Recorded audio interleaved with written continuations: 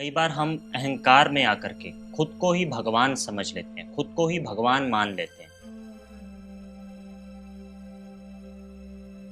तो उनकी तपस्या से इंद्र देवता के मन में ये भाव उत्पन्न हुआ कि मेरा कहीं सिंहासन नारद जी को ना मिल जाए। पर नारद मुनि मन में सोच रहे, इनके मन में मेरे लिए जेलस है। परमात्मा को ये लगता है कि अब इस बच्चे का अहंकार तोड़ना चाहिए। दोस्तों, कई बार हम अहंकार में आकर के खुद को ही भगवान समझ लेते हैं, खुद को ही भगवान मान लेते हैं कि मेरे से बड़ा कोई नहीं है, मेरे से ऊपर कोई नहीं है। तो इसको आज हम देवऋषि नारद की कहानी से और गहराई से समझेंगे। तो भाई जी, ओम शांति। ओम शांति ब्रदर। तो भाई जी, एक बार देवऋषि नारद जी तपस्या करने के निमित्त हिमालय पर्वत पर जा पहुंचे।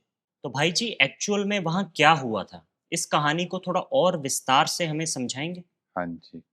तो जब देवऋषि नारद जी तपस्या कर रहे थे, तो उनकी तपस्या से इंद्र देवता के मन में ये भाव उत्पन्न हुआ कि मेरा कहीं सिंहासन नारद जी को ना मिल जाए। तो उन्होंने कामदेव को वहां भेजा और कामदेव ने अपनी पूरी कोशिश की, पर देवऋषि नारद जी की तपस्या को भंग नहीं कर पाया। जी। और जब नारद मुनि अपनी तपस्या से बाहर आए, उठे और उन्हें ये पता लगा कि जहां वो तपस्या कर रहे थे वहां पर कामदेव भी आया, पर जी। उनकी तपस्या को भंग नहीं कर पाया, तो उनके अंदर वो अहंकार का भाव पैदा हो गया। पर असल में बात ये थी कि जिस जगह पर नारद मुनि जी ने तपस्या की थी, वहीं पर शंकर जी ने भी तपस्या की थी। और शंकर जी जब तपस्या कर रहे थे, तो कामदेव वहां आए और उन्होंने कामदेव को भस्म कर दिया था। तो उनकी पत्नी ने शंकर जी की बहुत आराधना की, बहुत विनती की। तो शंकर जी ने कहा कि इस जगह पर कामदेव का जोर नहीं चलेगा। और एक्चुअल में अब देव ऋषि नारद जी समझ रहे थे कि मेरे अंदर की तपस्या का फल है, ये मेरी स्थिति है। पर असल में उस जगह को वरदान था कि वहां पर कामदेव का वार नहीं हो सकता था। तो फिर देव ऋषि नारद जी इसके बाद शंकर जी के पास जाते हैं और अपनी महिमा करते हैं। तो शंकर जी कहते हैं कि इस बात को यहीं छोड़ दो, इसको आगे नहीं बताओ। पर नारद मुनि मन में सोच रहे, इनके मन में मेरे लिए जेलस है, हाँ जो ये जी। मुझे रोक रहे हैं। और वो ब्रह्मा जी के पास जाते हैं। तो ब्रह्मा जी भी कहते हैं कि हे मेरे बच्चे, तुम अपनी इतनी महिमा मत करो, तुम इस बात को समझो। पर नारद मुनि कहाँ मानने वाले थे। और ब्रह्मा जी ने भी कहा कि तुम विष्णु जी के पास मत जाना। तो नारद मुनि जी विष्णु जी के पास चले जाते हैं, वहां भी जाकर अपना बखान करते हैं, अपनी महिमा करते हैं। तो फिर परमात्मा को ये लगता है कि अब इस बच्चे का अहंकार तोड़ना चाहिए। तो वो विष्णु जी को डायरेक्शन देते हैं।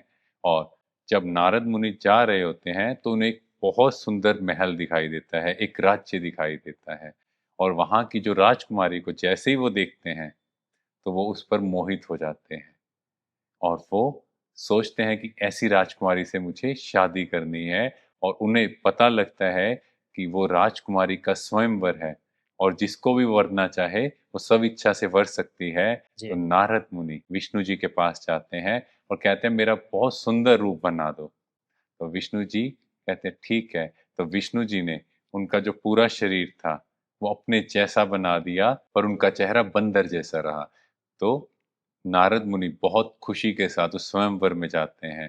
तो जब वो राजकुमारी वरमाला पहना रहे थे, तो नारद जी जहां देखते थे राजकुमारी जा रही है, उसके पीछे ही जा रहे हैं, माना वो कूद रहे थे कि ये मुझे क्यों नहीं वरमाला पहना रही। और इतने में वहां पर नारायण प्रकट होते हैं, और वो राजकुमारी नारायण को वरमाला डाल देती है। और वहां पर दो शिवगण भी होते हैं, वो भी ये सारा नजारा देख रहे होते हैं। तो नारद जी को बड़ा आश्चर्य होता है कि इन्होंने मुझे क्यों नहीं वरमाला डाली। हाँ जी। पर असल में वो माया थी, वो श्री लक्ष्मी थे जिन्होंने नारायण को वर लिया।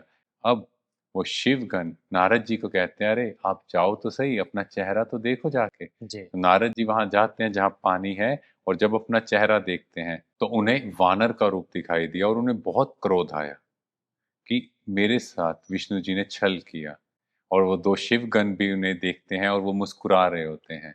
तो नारद जी का क्रोध उन पर भड़क उठता है और वो दोनों उन शिवगणों को श्राप दे देते हैं। यहाँ ये समझना है कि नारद मुनि को क्रोध क्यों आया, जी। क्योंकि उनकी इच्छा इच्छा। पूरी नहीं हुई। तो जैसे ही मेरी इच्छा पूरी नहीं होती, हम दूसरों को ब्लेम करते हैं और उल्टा दूसरों को क्रिटिसाइज करना स्टार्ट कर देते हैं। तो उन्होंने उन शिव गणों को श्राप दे दिया। अब आप खुद देखो, क्या ये राइट है? तो समझा हमने कि कैसे क्रोध जो है वो बुद्धि का नाश कर देता है। इसके साथ साथ कामनाएं, वासनाएं, क्योंकि उनके अंदर कहीं ना कहीं काम वासना पैदा हुई। और अभी ये रिसर्च भी हुआ है कि जो काम वासना है ये हमारी बुद्धि का, मीन्स हमारे प्री फ्रंटल कोर्टेक्स का नाश कर देती है, मीन्स मेरे लॉजिकल माइंड का नाश कर देती है। जी। मेरा इमोशनल माइंड एक्टिव हो जाता है। तो यहाँ पर नारद जी को पता है कि विष्णु जी कौन है, पर वो उन्हें भी श्राप दे देते हैं हाँ कि जी। आपका एक ऐसा जन्म होगा जहां पर आपको वानरों की सहायता लेनी पड़ेगी। मीन पहले तो उनके अंदर का अहंकार जिसने उनकी बुद्धि का नाश किया, जी। क्योंकि अहंकारी व्यक्ति को कोई भी गाइड करेगा तो उसके अंदर ये भाव आएगा, नहीं इनको मेरे से जेलस हो रही है। हाँ तो जी। नारद मुनि को वही भाव आया। फिर उसके बाद क्रोध आया, क्योंकि उनकी इच्छाएं पूरी नहीं हुई। जी। और फिर काम वासना की वजह से बुद्धि का एकदम, उनका लॉजिकल ब्रेन एकदम खत्म हो गया और उनको पता नहीं था वो क्या बोल रहे हैं। हाँ जी। और फिर जब ये सारी माया हटाई गई तो नारद मुनि जी को बहुत पश्चाताप हुआ कि उन्होंने क्रोध में, आवेश में, काम वासना में आकर कितना बड़ा नुकसान कर दिया और इतना बड़ा श्राप भी दे दिया। जी, बिल्कुल भाई जी। अहंकार और क्रोध में आकर मनुष्य स्वयं का ही नुकसान कर देता यस, हम कहें तो नाश ही कर देता है, है। नाश ही कर देता है। यस, शुक्रिया भाई जी। Thank you. दोस्तों, करन करावन हार परमात्मा है। हम कई बार किसी बड़ी पोजीशन पर पहुंचते हैं तो हमें ऐसा लगता है कि हम ही सब कुछ हैं, हम ही भगवान हैं। उसको भूल जाते हैं जिसने हमें इस कार्य के निमित्त बनाया।